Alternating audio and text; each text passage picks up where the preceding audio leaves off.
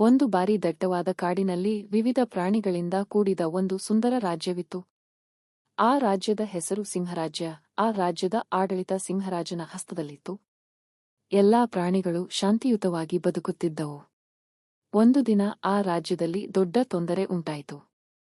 ಹತ್ತಿರದ ಗುಹೆಯಲ್ಲಿ ವಾಸಿಸುತ್ತಿದ್ದ ಕರಡಿ ಬಲವಂತವಾಗಿ ಊಟವನ್ನು ಕಸಿದುಕೊಳ್ಳುತ್ತಿದ್ದ. ಸಿಂಹರಾಜನು ಸಭೆ ಕರೆಯಿಸಿಕೊಂಡನು. ಸಭೆಯಲ್ಲಿ ಹುಲಿ, ಗಿರಾಕಿ, ನರಿ, ಆನೆ ಮತ್ತು ಹಕ್ಕಿಗಳು ಸೇರಿದ್ದರು. ಅವರೆಲ್ಲರೂ ಒಂದು ಉಪಾಯ ಯೋಚಿಸಿದರು, ಆ ಕರಡಿಯನ್ನು ಬುದ್ಧಿಯಿಂದ ಸೋಲಿಸಬೇಕು ಎಂದು. ಅಂದು ರಾತ್ರಿ ಬೂದು ಹಕ್ಕಿಯು ಒಂದು ಯೋಜನೆ ರೂಪಿಸಿತು. ಅದು ತನ್ನ ಸ್ನೇಹಿತ ನರಿ ಮತ್ತು ಮೊಲದ ಸಹಾಯದಿಂದ ಒಂದು ಸುಂದರವಾದ ಫಲದಿಂದ ಕೂಡಿದ ಬಲೆಗೆ ಕರಡಿಯನ್ನು ಆಕರ್ಷಿಸಿತು. ಮರುದಿನ ಬೆಳಗ್ಗೆ ಕರಡಿ ಬಲೆಗೆ ಸಿಕ್ಕಿಬಿದ್ದಿತು.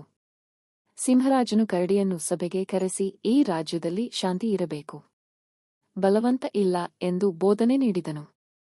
ಅದನ್ನು ಕೇಳಿದ ಕರಡಿ ನಾಚಿಕೊಂಡು ಕ್ಷಮೆ ಕೇಳಿತು ಮತ್ತು ಮುಂದಿನ ದಿನಗಳಿಂದ ಎಲ್ಲರೊಂದಿಗೆ ಸ್ನೇಹಪೂರ್ಣವಾಗಿ ನಡೆದುಕೊಳ್ಳಲು ಒಪ್ಪಿಗೆ ನೀಡಿತು. ಈ ಘಟನೆ ಪ್ರಾಣಿ ರಾಜ್ಯದಲ್ಲಿ ಒಂದು ಮಹತ್ವದ ಪಾಠವಾಗಿ ಉಳಿದುಕೊಂಡಿತು. ಸಾಹಸದಿಂದ ಕೂಡಿದ ಬುದ್ಧಿಮತ್ತೆಯಾದ ಯೋಜನೆ ಯಾವಾಗಲೂ ಗೆಲ್ಲುತ್ತದೆ.